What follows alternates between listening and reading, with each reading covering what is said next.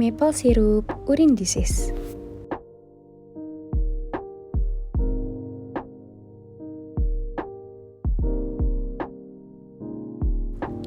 Apa itu MSUD? Maple syrup urine disease atau MSUD adalah suatu kelainan dekarboksilasi leusin, isoleusin, dan valin, serta berhubungan dengan oxoacids di dalam cairan tubuh. MSUD terjadi akibat kesalahan metabolisme bawaan yang disebabkan oleh cacat pada kompleks alpha-ketoacid dehidrogenase rantai cabang yang menyebabkan peningkatan asam amino rantai cabang pada plasma darah.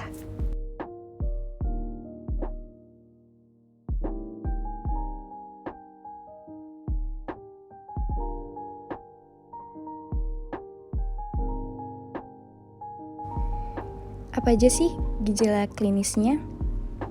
Gejala klinis dari penyakit ini, yang pertama ada urin yang berbau seperti sirup maple, yang kedua dekompensasi metabolik akut, yang ketiga kejang, dan gejala terakhir adalah gagal pernapasan.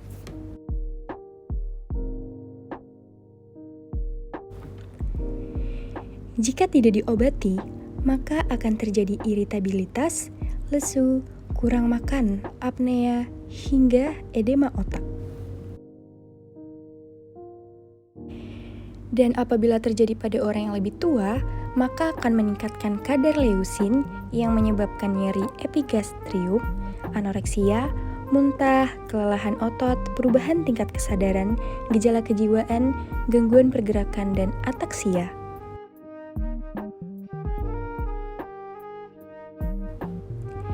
Keterkaitan penyakit MSUD dengan kelainan klinis dan biosintesis asam amino.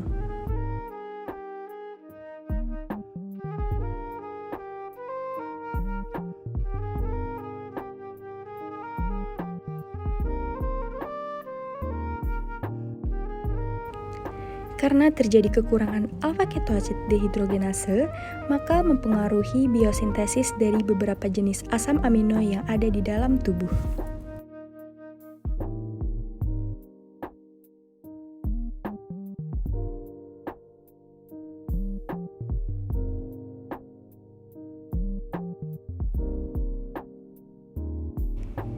Dan ada reaksi yang berperan. Yang pertama adalah leusin, yaitu asam amino esensial yang disintesis oleh organisme mikro atau tumbuhan dari asam pirufat, kemudian diubah menjadi asam keto melalui transminasi oksidatif, lalu menjadi asetil-CoA. Senyawa yang terbentuk adalah beta-hidroksi dan beta-metal glutamil-CoA.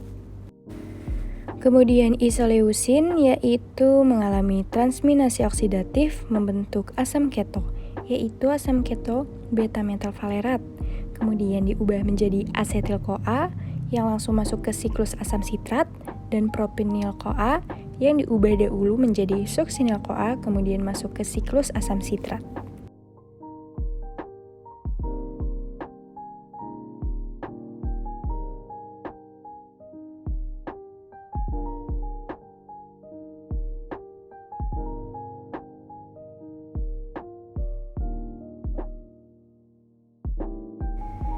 Yang terakhir valin, diawali dengan perubahan menjadi suksinil-CoA kemudian masuk ke siklus asam sitrat, diubah menjadi keto-isovalerat dengan cara transminasi, kemudian asam keto-isovalerat diubah menjadi isobutiril-CoA dan suksinil-CoA, dan kemudian biosintesisnya diawali dari asam pirufat menjadi asetolaktat, alpha beta dihidroksi isovalerat, alpha keto isovalerat, dan kemudian menjadi valin.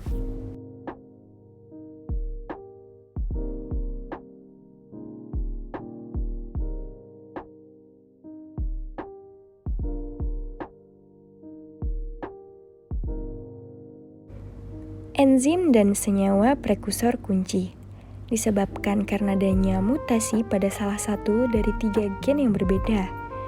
Kompleks enzim alpha-ketoasam dehidrogenase rantai cabang yang mengkatalis dekarboksilasi asam alpha-ketoleusin, isoleusin, dan valin masing-masing ke branch chain acyl-CoA. Kemudian di metabolisme menghasilkan asetil-CoA, asetoasetat, dan suksinil-CoA.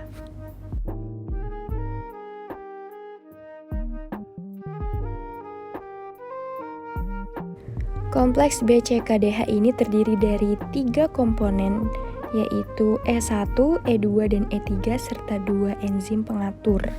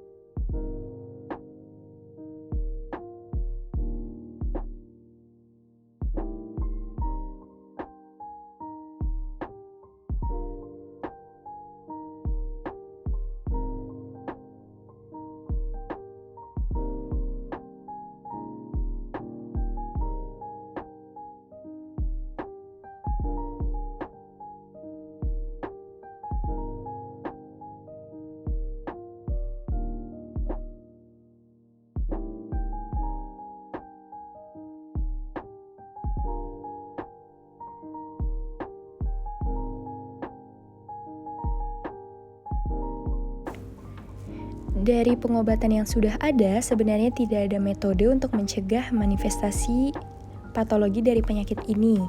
Tetapi konselor dapat berkonsultasi dengan pasangan untuk menyaring penyakit ini melalui tes DNA. Tes DNA ini tersedia juga untuk mengidentifikasi penyakit pada bayi yang belum lahir atau yang masih di dalam rahim.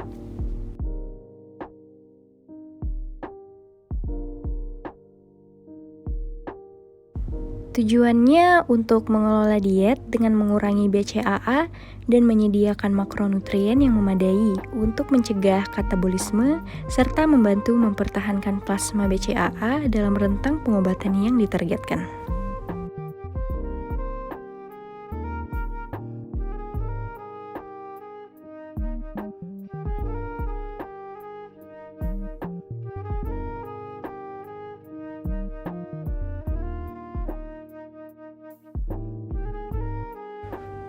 Adapun terapi yang bisa dilakukan yaitu cara pertama dengan terapi gen,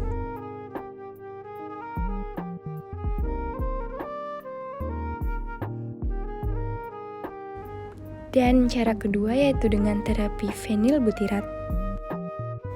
Jadi pengobatan apa yang disarankan?